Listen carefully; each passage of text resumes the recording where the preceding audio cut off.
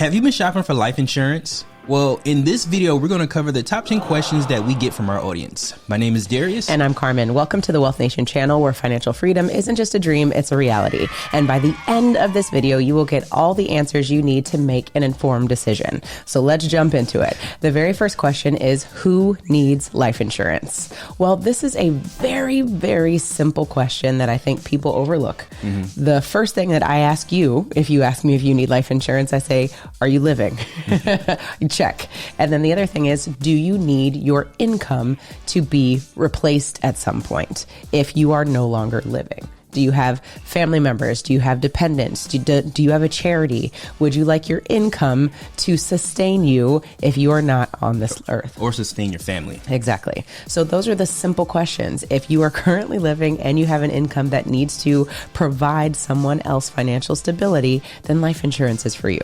Right. And the first thing that came to my mind when it talked about who needs life insurance, I was thinking anyone that's going to potentially die. And I think that's everyone. Yeah. And the confusion happens when we talk about using life insurance for different things. And people are like, I don't need that. I got passive income, or they are tapped into some other information that is saying I don't need income because I'm dead or something like that. Yeah. So who needs life insurance? Everyone needs life insurance who has the potential to pass away. Well, and you make a great point, because investors, I think we find like some of our most successful investors overlook the value of life insurance, because to your point, you're like, oh, I have investments, I have passive income, I have all these things. But again, we can't guarantee that your income is going to continue to be paid out with the passive income, with any other investment opportunities that you have. So that's why we need to ensure that income today. Yeah, and I don't think those are the successful investors, because the investors that I know want more money, and they get more money through life insurance, and they're able to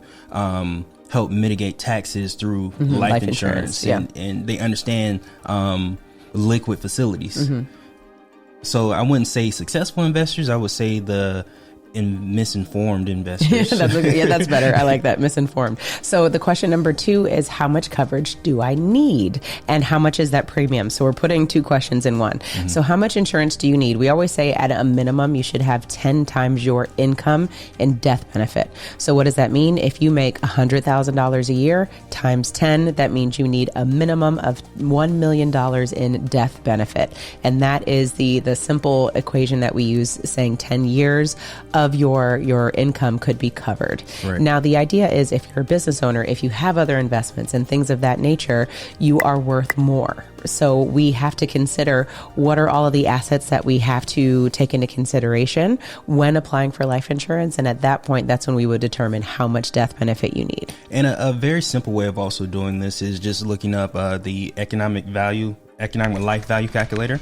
And what that allows you to do is put in your age, your income, and when you want to retire, and it gives you kind of a ballpark based on those numbers how much life insurance you need for your lifetime. Yeah. And we created our own calculator. You can click on the link below and figure out what your numbers are.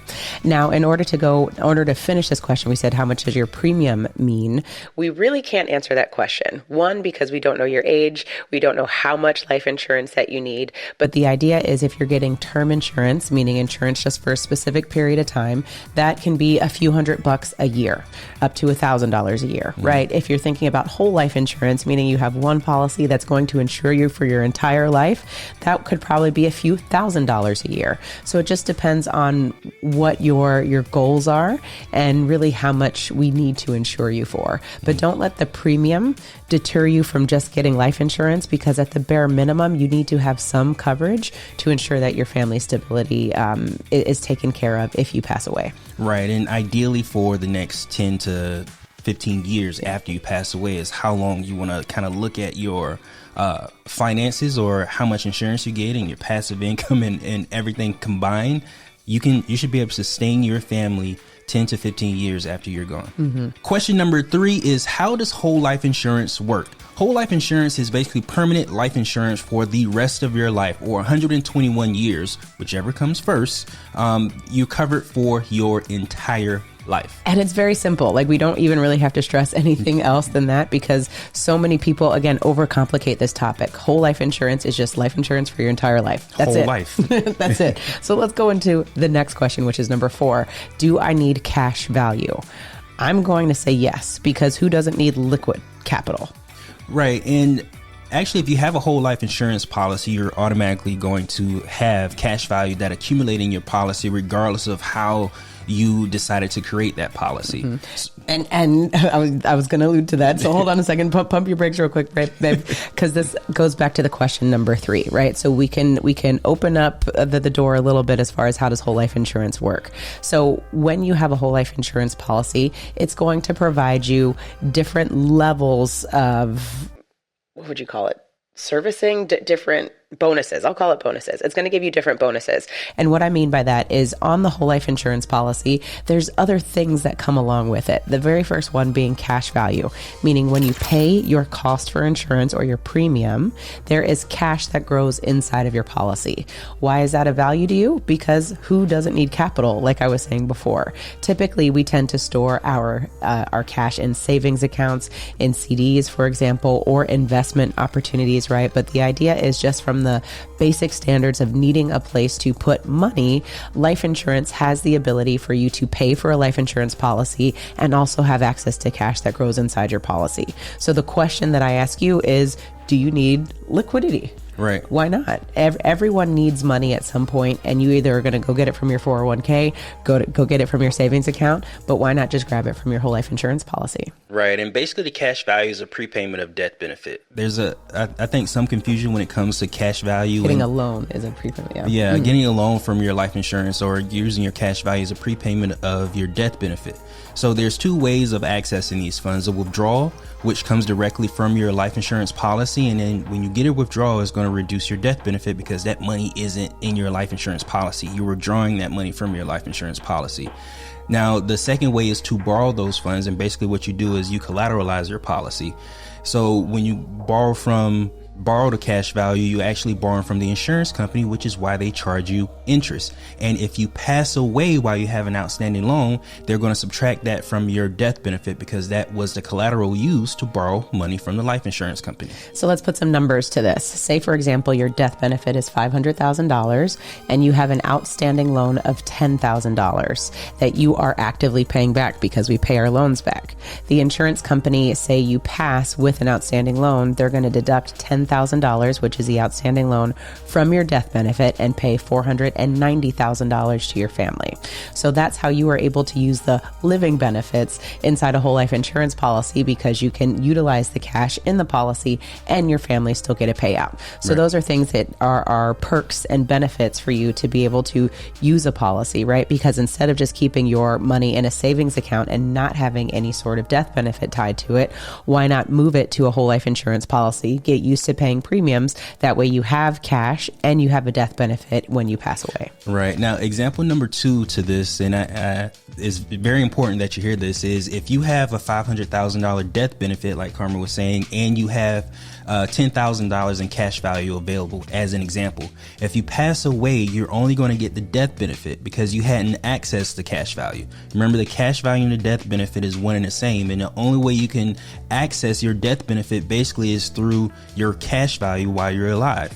So death benefit you can get when you pass away. Cash value you can access while you're living. That's a good point. I like how you put that. All right. The next question is, are whole life insurance premiums affordable? And yes. Yes. What I paused on that because, like, again, I was trying to come with a story with this, and I think it all goes back to your value. I feel like whole life insurance policies get a bad rap because they are more expensive than term. Yeah. But again, when you're insuring your entire life, like, what is the cost of that? Like, wouldn't you pay $1 million to ensure that your income is insured for your family for the next 10, 12, 15, 50 years? Like, it's just a mindset around this. And I find that those who come to us and they're like, oh, it's so expensive and this and that, it's like, you don't understand your value, because we've had close people pass in our lives, and we know that we would throw even more money at life insurance knowing what we know now. And I think this is a conversation of mindset. Yeah. Because it's expensive if you can't afford it. If you can, it's not expensive. You see the value in it, it's not expensive. And you're not going to get upset with the insurance company if you see the value of it, even if you can't afford it. That's something that that's the adjustment that you need to make with the spending in your life or with your income available. Because the insurance company only charges basically everybody the same age, the same amount, regardless of what their income is. It takes a look at your age, your health, and the premium amount is the same for everybody. Exactly. And the point is, how much could whole life insurance be, right? Depending on your age, it could be a few $1,000s up to tens to 20s to $30,000s of dollars. But again, it's based off of your needs. How much life insurance do you want? How much legacy are you trying to build? And then understanding that mindset that like you're going to pay whatever you need to pay to ensure that you can provide a legacy for your family. That's just my thought. Yeah. And the thing is, it's going to be paid regardless, whether you pay it while you're here or pay it after you pass away, or you don't pay it at all and your family takes on those responsibilities. Like, the money is going to be transacted through your family regardless, whether you help or not. Absolutely. So the next question is, can I customize my policy? Yes, you can customize your policy for whatever you need. There's no one size fits all.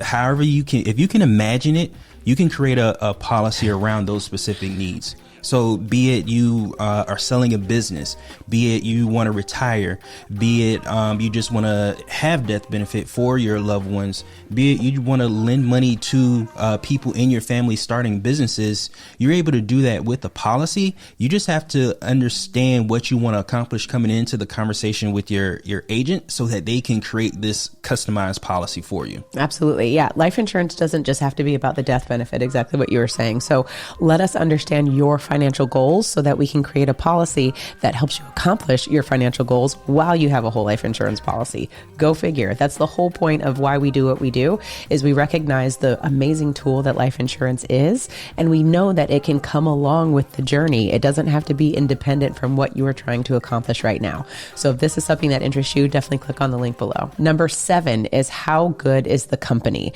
And this question we get is, how good is the life insurance company that you are writing my policy through? And you don't have to hear it from us. You can look up ambest.com, and that is a website that actually ranks the insurance companies and tells you and gives them a grade based off of their investment portfolios, how long they've been in business, how much money they have on hand, all of that. So what we always typically do is, 1, we're always going to work with a mutual insurance company. 2, Darius and I only work with the companies that we personally have policies with. And the other part of it is, we want to make sure that the company has been paying dividends for over 100 years consecutively. And typically you're going to get that level of performance with the majority of the mutual life insurance companies. And then for us, it just kind of has to go back to relationships. We realize that this is a relationship business, and we have great relationships with the leaders at the insurance companies. So those are the values that we find that are, appealing and important to us as clients first, and we get to share that with our clients as well. Now, question number 8, what is an accelerated death benefit? This is an amazing perk that is available to you through whole life insurance. And what it is if you become terminally ill or have some sort of chronic diagnosis, you are able to use portions of your death benefit while you're living to pay for your medical needs. This is a huge opportunity that is of a benefit for you, because for the companies that we work with, this is at no additional cost for your existing premium. So again, these are just perks and things that come along with whole life insurance policies, which could warrant it being more expensive. But the idea is we are trying to cover you for any opportunity, any challenge that comes your way, to ensure that you have some sort of funding that can be contributed towards it. In order to access this benefit, you have to have a doctor's note with this diagnosis so that you're able to access these funds.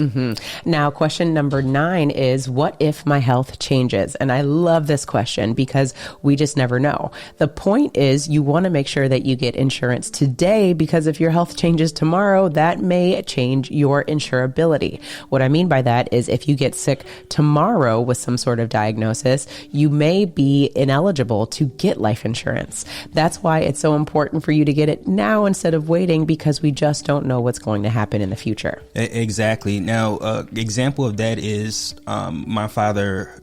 For example, he had cancer, but he beat it. Now, he's not able to get life insurance because he had that diagnosis, regardless of the fact that he's free and clear now. Now, if he had life insurance already in place, he would have been fine because that insurance was in place prior to his diagnosis. And think about 2020. Who knew that we would have a virus that would affect so many people? So these are things that you need to keep into consideration, which is why you need to get life insurance today if you don't have it.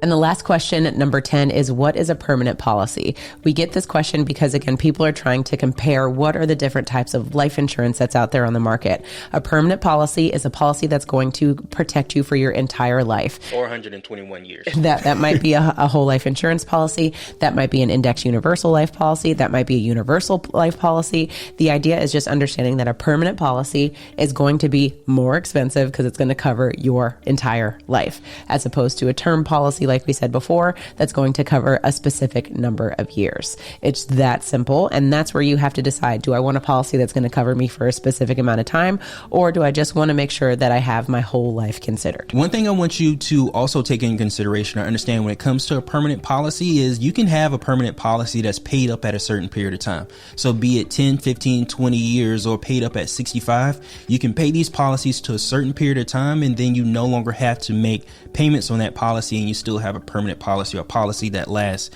for the rest of your life. But these are things that you have to come into the conversation with your insurance agent, let them know ahead of time so that we can create these policies for you.